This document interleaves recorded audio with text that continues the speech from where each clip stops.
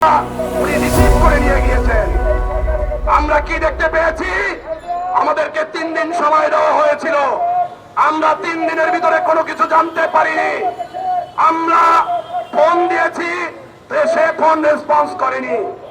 প্রিয় ভাই, এই কথাটি এই জন্য বলছি, আমরা যে বৈষম্যের জন্য যুদ্ধ করেছি, যে গণতন্ত্রের জন্য যুদ্ধ করেছি, সেই গণতন্ত্র কোথায় মুক্তি পেয়েছে? আপনারা দেখেছেন হাতে কয়েকজন মানুষ, নাগরিক কমিটির নামে কিছু প্রতিনিধি আমাদের প্রকৃত আহত যোদ্ধাদের, আমাদের প্রকৃত সম্মুখসারী আহত যোদ্ধাদের তাদের পিছনে ফেলে তারা এই সরকারকে বিভিন্নভাবে বোঝানোর চেষ্টা করছেন।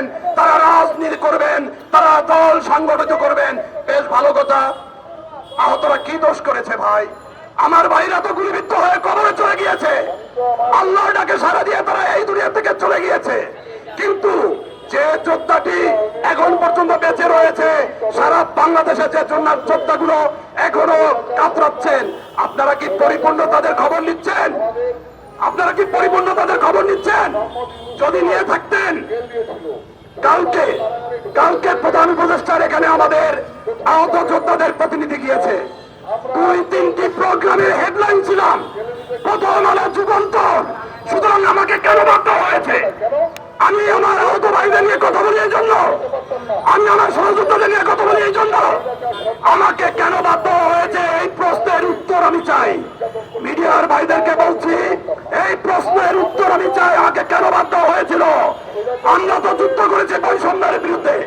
সুতরাং আমি প্রকৃত আহত যোদ্ধাদের নিয়ে কথা বলার কারণে কি আমি বাদ পড়াচ্ছি, নাকি আমি কোন একটি দলের, বৃহত্তর দলের একজন সমর্থকের জন্য বাদ পড়েছি? আমাকে স্পষ্ট করতে হবে। আমি একজন নাগরিক হিসেবে এর প্রশ্নের উত্তর চাই। আমি ডক্টর ইউনূসের কাছে প্রশ্নের উত্তর চাই। আমার আহত ভাইয়েরা কালকে থেকে এই পর্যন্ত 100 আহত ভাই ফোন দিয়েছে। আমার কাছে ডকুমেন্টস রয়েছে। এই প্রকৃত আহতদের নিয়ে যদি আবার রাস্তায় নামি, আপনার ইজ্জতহানি হবে, আমার রাষ্ট্রের ইজ্জতহানি হবে। সুতরাং সেটি করতে চাই না। কয়েকবার মানববন্ধন, কয়েকবার প্রেস ব্রিফিংয়ের মাধ্যমে জানিয়েছি, আপনাদের সুবুদ্ধিও হচ্ছে না, আপনারা নির্বাচনও দিচ্ছেন না। একটি সরকার যে আমাদের কথা শুনবে, তাদের কাছে আমরা যেতে পারছি না। সুতরাং আপনারা কাদের কথা শুনছেন? আপনারা যে নাগরিক এখন যে কমিটি করেছে, আমাদের জুনিয়র কিছু ছোট ভাই, তারা সেই আন্দোলনে 28 তারিখ 29 তারিখের ভূমিকা আপনারা দেখেছেন। আপনারা সরাসরি মিডিয়ার সামনে বলেছে আমরা এই আন্দোলন থেকে সরে এসেছি, কোন ধরনের স্বৈরাজ্য নৈরাজ্য আমরা চাই না। সুতরাং তাদের কথা শুনে আজকে প্রকৃত আহতদের বাসায় বাসায় কাঁদছে, তার বাচ্চা না খেয়ে আছে, কার সন্তান স্কুলে যেতে পারছে না, আপনারা সেগুলো খবর নিবেন না? প্রকৃত অর্থে যদি আহতদেরকে খবর নিয়ে থাকেন, আমি ব্যক্তিগতভাবে সম্মুখসারী একজন যোদ্ধা, কালকে থেকে আমার কাছে 50 জন ফোন দিয়েছে। এখন পর্যন্ত 6 মাসে 1 লাখ টাকা পাইনি। প্রথম ধাপে যে 1 লাখ টাকা, সেই 1 লাখ টাকা পাইনি। আমি এখানে বলতে চাই, প্রিয় নেতৃবৃন্দ, আপনারা জানবেন বর্তমানে প্রকৃত আহত যোদ্ধারা ভালো নেই, যার পরিপ্রেক্ষিতে আপনাদেরকে এখানে আজকে চিফ গেস্টের ভূমিকায় অতিবাহিত করা হচ্ছে। আপনাদের এখানে জানানোর জন্য প্রকৃত আহত যোদ্ধাদের গ্রামে অঞ্চলে যেসব আহতরা এই স্বৈরাচার হাসিনাকে বিতাড়িত করার জন্য প্রকৃত অর্থে সামনে সারিতে ছিল, তারা ভালো নেই, ভালো নেই, ভালো নেই।